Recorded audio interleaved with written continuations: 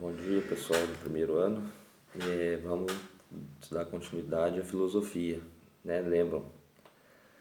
Estávamos trabalhando com Platão, tá? E como ele teceu a teoria das ideias, né? Como descobrir verdadeiramente o que as coisas são em si, né? E, nesse sentido, né, fazendo uma pequena revisãozinha, porque para compreender é necessário um grau de abstração, tá? Eu tô ligado que é difícil. É difícil explicar, galera. Imagina pra vocês entenderem, né? Ainda mais por essa via aqui, né? Em face da pandemia. Mas enfim, né? Sem choro, sem choros à parte, né? É a condição. Então vamos trabalhar com ela, né? Já, já tinha falado para vocês, né? A gente tem o nosso mundo aqui, que ele é o mundo material, o mundo concreto, o mundo que a gente conhece ele pelos sentidos e que revela apenas a aparência das coisas. Então, por meio dos sentidos, eu não posso conhecer de verdade o que são os objetos e nem qualquer outra coisa, uma espécie de valor, sabe? Tipo bem e mal, verdadeiramente, noção de justiça. Eu precisaria de conhecê-los em sua essência para saber o que eles são de verdade. E isso não reside no nosso mundo, né? Então Platão trabalha com essa questão dicotômica entre esses dois mundos. O nosso mundo aqui é o concreto, material, e o mundo das ideias. E esse mundo das ideias, ele é o que? Ele não tem nenhuma matéria.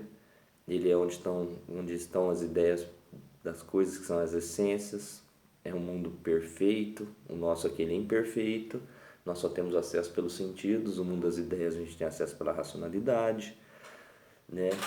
Lá tem a essência, aqui tem a aparência. Lá é o original, aqui é a cópia, né? E só por meio da racionalidade, né? Da filosofia a gente consegue adentrar esse mundo, tá? Então, por exemplo, ó, peguei duas canetas hoje para mostrar para vocês. Aparentemente, né? Canetas Bic azul, né? Ambas são azuis, né? Tampa, esse fundinho, né? Mas pela captação dos sentidos, galera, são apenas canetas. E aí tem outro detalhe, né? Esse mundo, como ele se fundamenta em uma materialidade, ele passa por transformações. Então vejam bem, ó, a diferença da tinta, sabe? Tem diferença na tampa, né? Essa aqui eu mastiguei porventura, essa aqui não. Não, mentira, essa aqui eu mastiguei, enfim. Né? Tem diferenças estruturais. Essa aqui tem um risco, um quebrado, essa aqui não, né?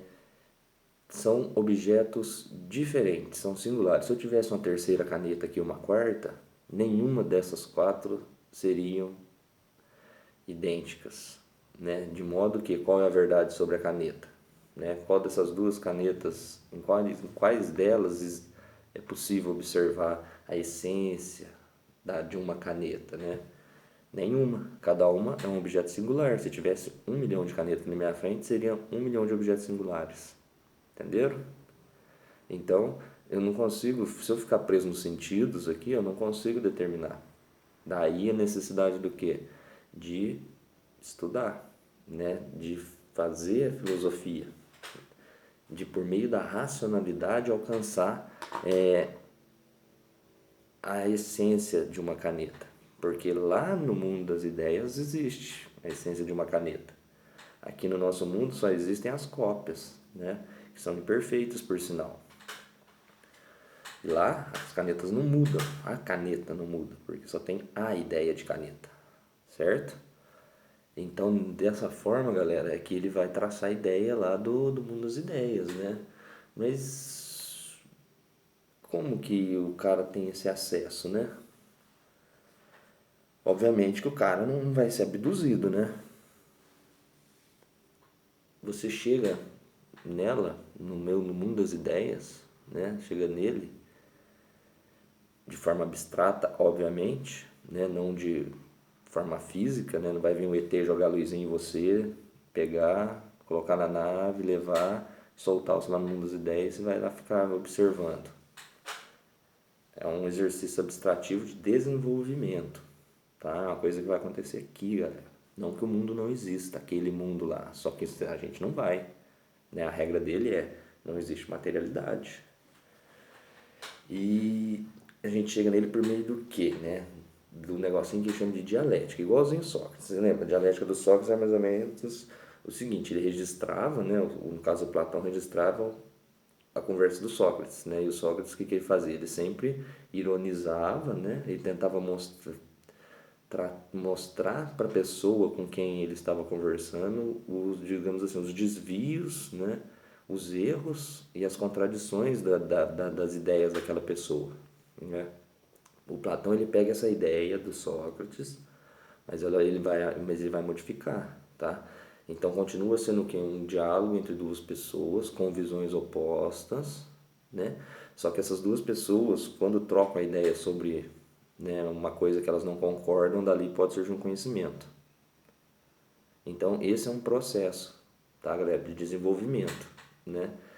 E esse desenvolvimento é do que? Da racionalidade, eu estudo filosofia, né? Não é simples alcançar isso, tá?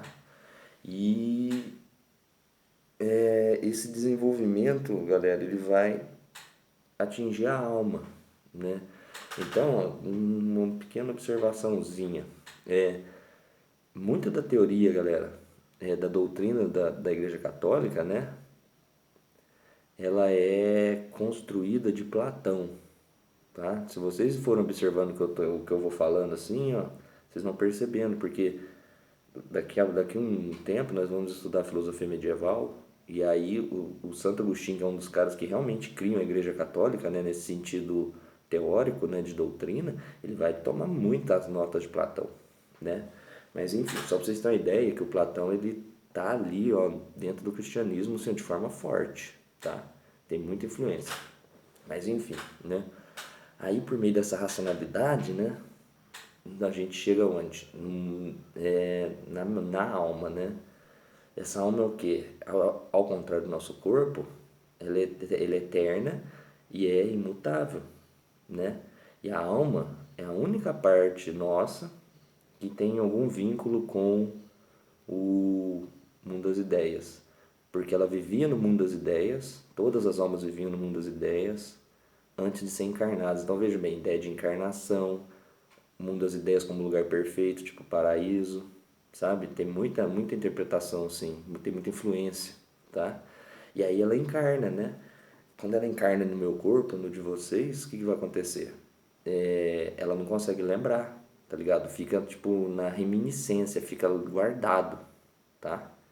E vai lembrar na medida que a pessoa se propor a estudar racionalmente as coisas e sair do que? Do campo dos sentidos. Então, com o exercício da racionalidade, o que vai acontecer? Eu chego na alma. Chegando na alma, ela se lembra do mundo das ideias. E ao se lembrar do mundo das ideias, né, de uma forma mínima, eu consigo acessá-lo. E aí eu consigo ver quais são as ideias de bem e mal, justiça, virtude, dentre outras coisas. A caneta, tá? E a gente tem, para vocês terem uma ideia, né, a tal da alegoria da caverna, ou o mito da caverna, que é onde ele vai realmente mostrar e vai construir uma metáfora para mostrar justamente essa ideia dos sentidos e da racionalidade, né? Vamos lá, que é mais ou menos assim. Imaginem que tem algumas pessoas sentadas, viradas para o fundo da caverna, sentadas, tá? E elas não se mexem, elas ficam assim, ó. Tipo lá assim, ó. Fitando, né? Mirando a parede. A vida inteira foi assim, tá? Elas não fazem isso aqui, ó. Quanto mais levantar e vazar, né? Elas estão presas e só ficam assim, ó. O que acontece, né? Vai ter, obviamente, a luz do dia ela entra na caverna e ela reflete no fundo, na parede, onde elas veem algumas sombras. E essas pessoas, como elas nunca viram o que é o fora da caverna, elas não sabem o que é o real. Elas acham que a sombra, por exemplo, de uma árvore, bate a luz do sol na árvore e faz a sombra. Tá lá na parede da caverna onde elas estão olhando. Elas acham que aquela sombra da árvore é a árvore, é o mundo real. E aí, o que vai acontecer? Porventura, um dos caras se soltam. Ele pega e se solta de lá. E aí ele dá um rolê lá fora. Na hora que ele dá o rolê lá fora, ele fala, uai, mas tá tudo errado. A sombra, aquela coisa ali que a gente está vendo da árvore, não é a árvore, é só a sombra. É só a aparência dela, não é a árvore. Ele volta, conta para os caras, né? É lógico que ninguém acredita nele, né? Ele tá achado de louco. Não lembro se no final dessa alegoria eles matam ele, mas enfim, a coisa não fica boa pro cara que pensa diferente, né? Nunca ficou, na verdade. Só a gente pegar a história humana aí e ver, né? Quem pensa diferente, de uma forma ou de outra, acaba tendo a cabeça cortada, né? Ou excluído socialmente, e por aí vai. Isso aí depende do ponto histórico que a gente se debruça. Mas enfim, a questão é que o que o Platão quer dizer? Quando as pessoas estão vendo aquela sombra lá, elas estão sendo enganadas pelo quê? Pelos sentidos. Ó, visão. Né? E é só por meio da razão é que eu consigo conhecer a essência. Então, tipo assim, esse exercício da racionalidade permite que eu saia da caverna. E esse cara fez isso, conheceu o que é a essência das coisas e viu que tudo que era projetado lá no fundo da caverna, lá na parede dela, não era realidade. Tá? Então, Platão, é lógico que tipo assim, tem outras interpretações, né? Tem gente que vai lidar com a ideia de ignorância, sabe? E conhecimento. Aí tem gente que vai interpretar essa ideia como o cara que saiu, né, é o apto a governar, no caso seria um filósofo, né? Seria o filósofo e a massa, né? Tem várias interpretações, mas eu quero me ater nessa dos sentidos, tá ligado? Porque é o que a gente está discutindo agora, certo? Então tem a alegoria da caverna. Jogue no YouTube lá, alegoria da caverna, né? Vai ter alguma coisinha, algum vidinho ilustrativo, né? Com desenho e tal. Vocês conseguem ter uma ilustração melhor, né, do que eu contando. E o Platão, galera, caminhando um pouquinho aqui, ainda dentro da República, né, o livro, ele vai pensar um modelo de sociedade ideal, né? Por isso que a gente tem essa noção de ideal. O que é ideal para você em determinado ponto? Isso aí vem de Platão, do mundo das ideias, que seria quase o ideal seria o perfeito, tá?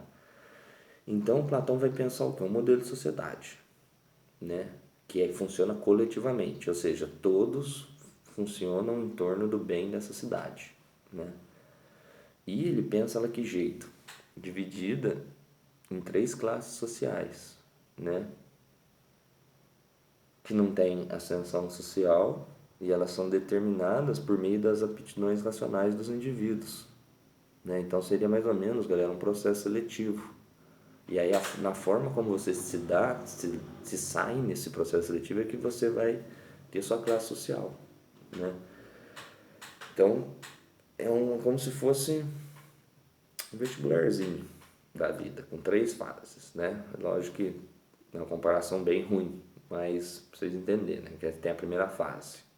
O que as pessoas juntam todo mundo para fazer a primeira fase, né? A gente vai estudar o quê? Arte da agricultura, trabalhos manuais, né? E quem for apto vai para a segunda fase. Quem não for apto vai ser determinado como artesão, comerciante, agricultor, né? Eles vão ficar nessa situação para sempre, tá? Quem passa de fase vai estudar o quê? Ginástica. E é lógico que a ginástica não é alongar e correr em volta da quadra na educação física. A ginástica tem a ver com a guerra, sabe? Tem a ver com o combate, tem a ver com a saúde do corpo, né? Então, quem vai para essa fase automaticamente vai ser militar, né? Vai ser guerreiro. E vai fazer o quê? Vai proteger as fronteiras da cidade. E se porventura ele for aprovado na segunda fase, aí ele vai para a terceira fase. Essa terceira fase é a filosofia. Aí o indivíduo vai o quê? Ele vai de fato estudar filosofia. Para quê? Para que ele tenha acesso a esse mundo das ideias e possa governar da melhor maneira possível para todos. Certo? E é interessante porque a gente tem 3 classes, né, galera? Ó, os artesãos, os guerreiros e os filósofos. É lógico que quem chega aqui são pouquíssimos, né? Que é a galera que vai elaborar leis, que vai comandar a cidade, né? Porque eles têm o quê? Um grau de racionalidade mais desenvolvido. E aí é que entra, porque se a gente tem essas 3 classes, galera, sociais, né? O Platão vai dividir a alma de cada pessoa em 3 partes e vai ligar essas coisas. Então, tipo assim, ó, a gente tem o quê? A alma apetitiva, que está vinculada com o quê? Com a primeira classe. A alma apetitiva é o quê? Pessoas que agem muito pelo instinto, tá?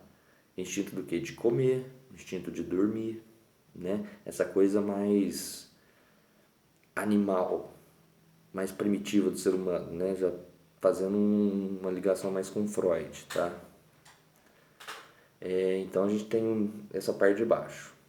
Ó, aqui, comerciantes e artesãos agem de forma mais instintiva. O segundo, que são os combatentes, os guerreiros, eles têm o segundo tipo de alma, que é a irracível. Essa alma irracível são pessoas que agem mais pelas paixões e pelas emoções.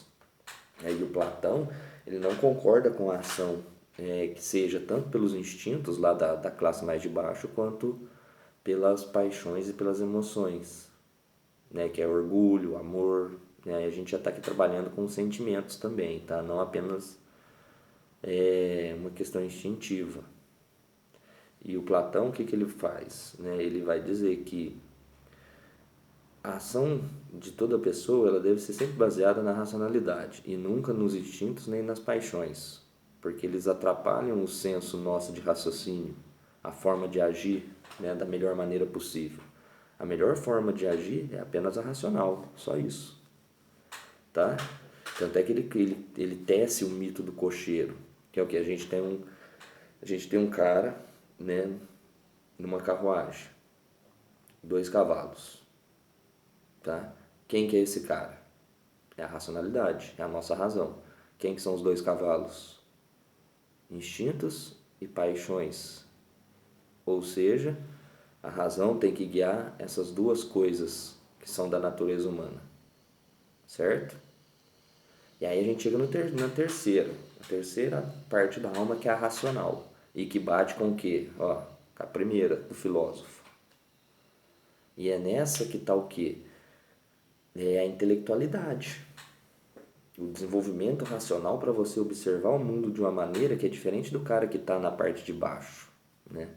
Então, o que ele está querendo dizer no fim das contas? Que o filósofo, galera, ele é o mais apto a governar, né? Porque ele é o mais racional. O filósofo é o cara, galera, que consegue chegar por meio do intelecto na alma e nessa alma conseguir entender determinada coisa do mundo das ideias, tipo a essência da caneta, e posteriormente, né, descobrindo isso, ele pode aplicar na cidade de uma forma melhor. Então, por ser o mais racional, ele é o mais apto a governar. É quem tem que governar. Aí é lógico, o Platão, na minha concepção, ele está pensando nele mesmo, né? Tipo, os filósofos têm que governar, mas o foda aqui é eu, né? Então, nesse sentido, eu tenho que governar, tá? Então, a ideia dele é que deve ter um rei filósofo, né? E por isso ele defende, né? Ele tem uma simpatia pela monarquia. Ele tem pela timocracia também, que é um regime muito parecido com o de Esparta, tá? Mas, assim, a ideia da monarquia é muito forte, né? E justamente para se contrapor o que? A democracia, porque a democracia para ele é formada por gente corrupta, pessoas que agem pelo interesse pessoal e não pelo interesse coletivo, né? Tanto que e isso deriva do que, né? Esse raciocínio todo, galera, das almas, das classes, né? Do bem comum, da morte do Sócrates, porque ele foi morto, porque ele foi condenado por quem? Por uma democracia. E o Platão fala assim, falou, né? Imaginou o cara que era tipo o mais intelectual, o mais brabo de todos da época. E aí ele é morto por uma coisa, sabe? Tipo, condenado por estar pervertendo a juventude grega no sentido de trazer novas ideias, né? Aí ele vai ouvir isso e vai falar, não, tá errado. Essa democracia não pode ser assim, porque essas pessoas da democracia, elas ficam presas aonde? No mundo concreto. Elas ficam presas nos sentidos. Elas não analisam a essência das coisas. Elas ficam presas na aparência. Entenderam? Por isso que ele é contra a democracia, né? Enfim, logo mais a gente se vê, galera.